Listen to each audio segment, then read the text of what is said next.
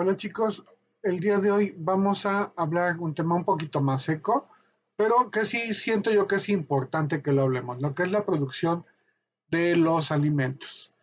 Y en la parte que corresponde a este apartado, la discusión se puede hacer desde el punto de vista de qué tan potenciable es lo que produce el país, el estado o la comunidad, para que pueda ser autosuficiente en materia de alimentos básicos. Recuerden que no todos los lugares o no todos los estados pueden producir o producen la misma cantidad de alimentos porque la tierra es muy distinta una que la otra. De tal manera que a lo mejor, imagínense, en Milpalta se generan unos nopales muy lindos y los más preciosos, y a lo mejor aquí en San Juan del Río son más chiquitos y no son tan jugosos como los de Milpalta. Pero por eso tengo que hablarles del asunto de la comercialización, que después vamos a hacerlo, pero recuerden, la potencialidad del país es la que va a ocasionar que pueda ser autosuficiente la producción de los alimentos. Entonces se considera imprescindible establecer las partes más importantes en lo que respecta al fomento de la producción de los artículos agropecuarios, o sea, todo lo que da la tierra y los animalitos que consumimos o los peces que consumimos en su forma alimentaria o para nuestra nutrición. Debe de darse una preferencia, vaya, a los bienes de consumo popular y después a los de gran rendimiento comercial. Esto es una balanza, sí, muy delicada, y por lo tanto tenemos que cuidar, además de los instrumentos de la política que fomenten la producción de un solo producto agropecuario, que no se eleven excesivamente los precios finales de los artículos que constituyen la dieta básica. Entonces, por eso se debe de preferir que el consumo popular sea primario y que sea la base, una gran base de pirámide de la producción alimentaria. Vaya, vamos a poner un ejemplo. ¿Qué consume más una población mexicana? ¿La tortilla o camarones? A lo mejor los dos son importantes, pero por eso también tienen un precio. La tortilla es más básica y por lo tanto se consume en cierto bajo precio, ¿sí? Y es alcanzable a todos los niveles de la población. Y sin embargo, comer camaroncitos no siempre es tan indispensable independientemente del costo y no llega a todos lados de la República de la misma manera. En algunos casos, la industrialización de ciertos alimentos absorbe toda la producción de estos en estado fresco, ocasionando que se eleve especulativamente los precios a los que debe de evitarse mediante una plantación adecuada. ¿A qué me refiero con esto? Por ejemplo, los chiles. Los chiles los podemos ver pues sí, en su estado natural. Vamos al mercado, vamos a ver chilitos, serranos, jalapeños, a lo mejor, pero también nos pueden vender los chiles en seco.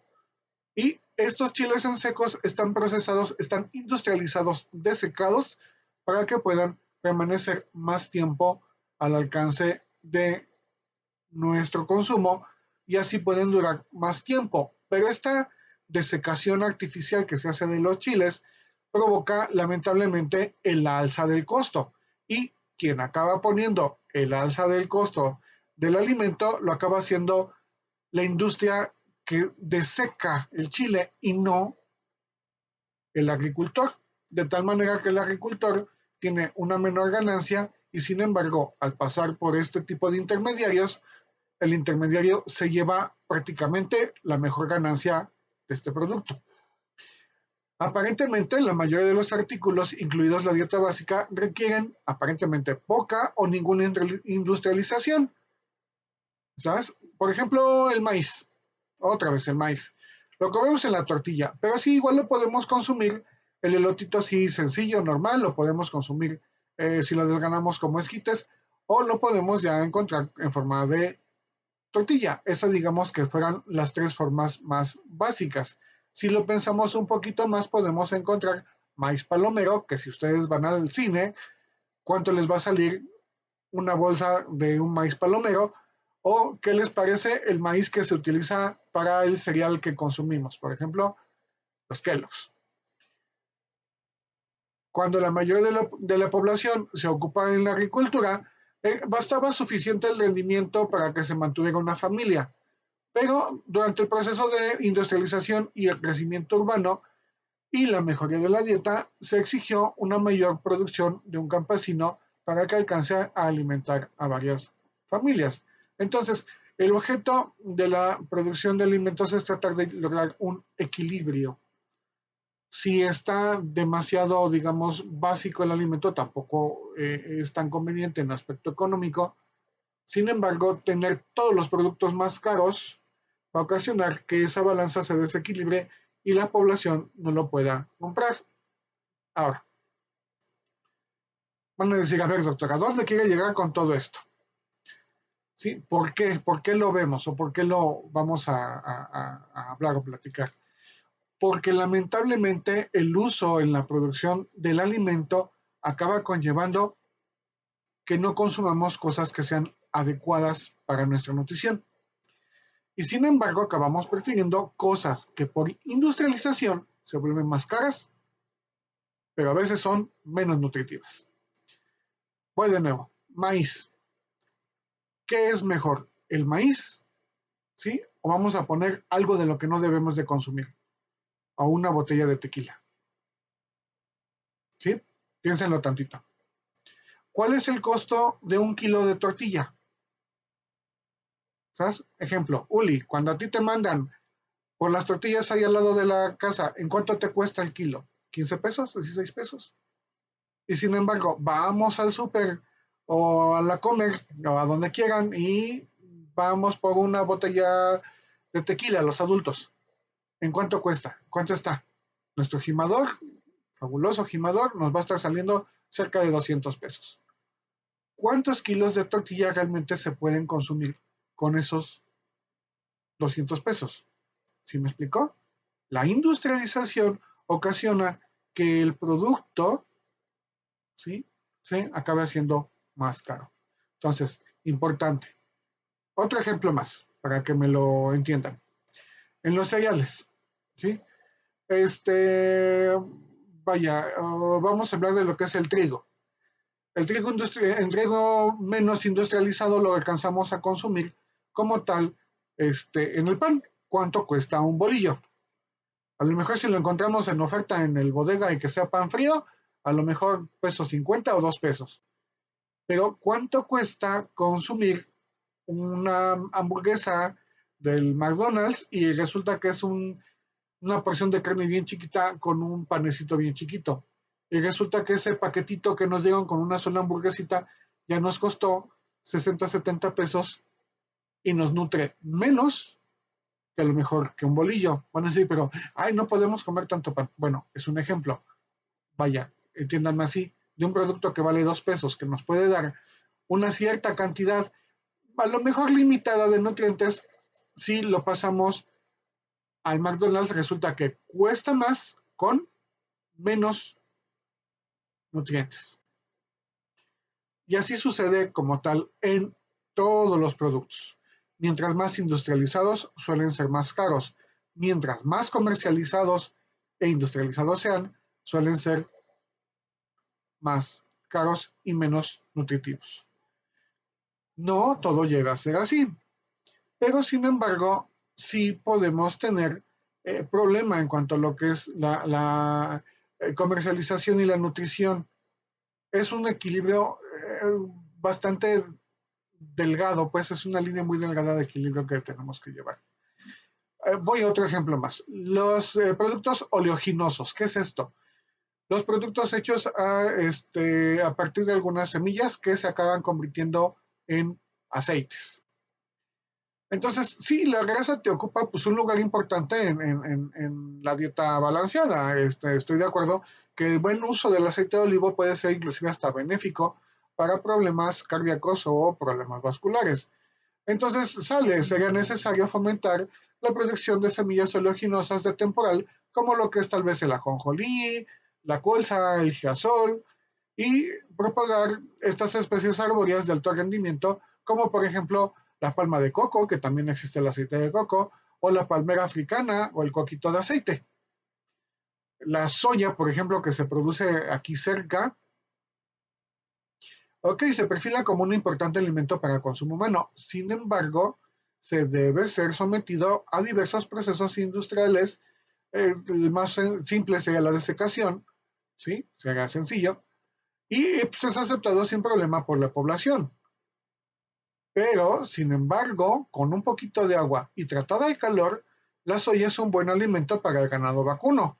Y si no me creen, vámonos a Ezequiel Montes y vamos a llegar y lo primero que vamos a notar es un olor muy extraño que huele a pollina y que lamentablemente es un alimento a base de soya y resulta que esta forma de alimento es más nutritivo así que la soya desecada que vemos en el mercado. Qué curioso, ¿no? Los azúcares. Vamos con otra situación. Aunque no tienen un valor proteínico, sin embargo sí de carbohidratos, se considera que en la actualidad el consumo medio de azúcar no presenta problemas de abastecimiento, ya que inclusive es uno de los principales productos de exportación aquí en México. Sin embargo, la creciente demanda industrial por este artículo tiende a reducir los excedentes que se exportan. Por tal vez, o por esta situación, la producción no va a ser suficiente para atender a la demanda. Veámoslo así. Si nosotros aquí en México tenemos un consumo de azúcar mayor, no hay azúcar para exportar. Si nosotros, este es un efecto que ha pasado aquí, si nosotros aquí en México somos los primeros consumidores de bebidas embotelladas ricas en azúcar, resulta que nos acabamos el azúcar de aquí, que se produce en México. Y entonces ya no hay para venta para afuera. ¿Qué llega a suceder? Si vendíamos la mitad del azúcar a Estados Unidos y había una ganancia, resulta que esa ganancia se va disminuyendo, disminuyendo. ¿Por qué? Porque nosotros seguimos consumiendo refresco, jugo, otro refresco, otro juguito, ¿sale? Entonces, en consecuencia, conviene buscar mecanismos diferentes para elevar los rendimientos de los campos cañeros y de la industria mediante la organización en los campos de cultivo y en la ingeniería agrónoma, así como se estimula la producción de nuevos jarabes a partir de insumos básicos como por ejemplo el sorgo, la remolacha, la mandioca u otros tipos de plantitas que pueden llegar a ofrecernos alguna forma de azúcar que no sea forzosamente de caña. Bueno, así lo podemos platicar en cuanto a lo que son las verduras, los tubérculos, las frutas, ¿sí? Igual también en cuanto a lo que es el agua potable, que es un problema de carácter socioeconómico, cultural y climatológico muy importante. Pero no podemos llegar a poner una planta, por ejemplo, que va a producir 3 millones de envases de 1 litro en un lugar desértico, si nos vamos a acabar esa agua y no va a haber agua para lo poquito que es de riego de temporal en esa zona. Eso es algo que sucede en distintos estados del país, como por ejemplo Zacatecas, Sonora, Baja California, con las cerveceras. ¿Ok? Entonces, la insuficiencia de los servicios, por ejemplo, en este caso del agua potable para el medio rural, constituye un problema, obviamente, para sanidad pública. Si hay poca agua, se van a echar a perder los sembradíos de estos agricultores y por lo tanto las cosechas van a ser menores, de menor calidad y obviamente menos nutritivos. Y eso porque puse mi planta envasadora que genera miles y miles y miles y miles y miles de litros de agüita o de cerveza. En cuanto a lo que es la producción de alimentos y la maquinaria, el campo mexicano sigue necesitando mecanizarse porque nuestra forma y proporción técnicamente no son convenientes o no están a la altura a lo mejor de una productividad del trabajo agrícola de Estados Unidos. Y si esto estuviera más parejo, no provocaría innecesariamente el desplazamiento de la mano de obra a Estados Unidos. Si hubiera más máquinas con una mejor productividad, con menos rezago en las formas agrícolas de intervenir el campo, subiría el precio o el costo de la mano de obra. Esto obviamente daría de comer mejor a los agricultores, pero no se estarían yendo a Estados Unidos para ganar mejor. ¿Qué sucede? Entonces, algunas cosas, voy de nuevo al ejemplo del maíz, resulta que México ya no es autosuficiente en el maíz que produce. Y resulta que en algunos estados de la República se acaba comprando maíz del extranjero para que entre aquí a México. Ejemplo, de nuevo, los cereales de la marca Kellogg's. ¿Qué necesidad habría de comprar maíz de otro país si se supone que nuestro pueblo es la casa del maíz? Bueno, la otra forma de problema de la producción del alimento, la carencia de personal capacitado.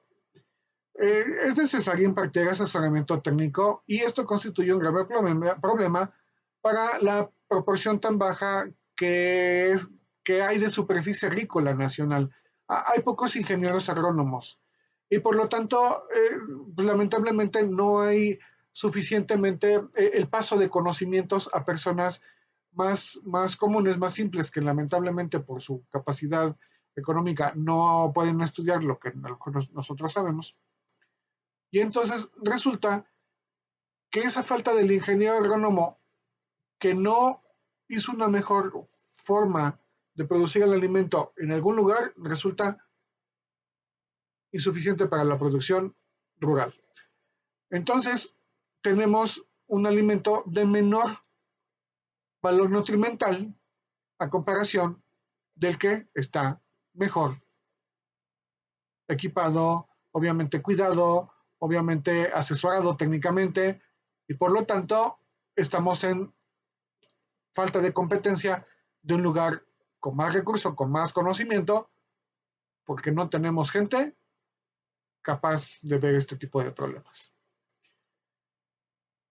Ya por último, sí es posible promover y de inmediato y en muchas regiones un tipo de agricultura de un nivel intermedio diversificada con la rotación de cultivos, que ese es otro problema que tiene el campesino mexicano.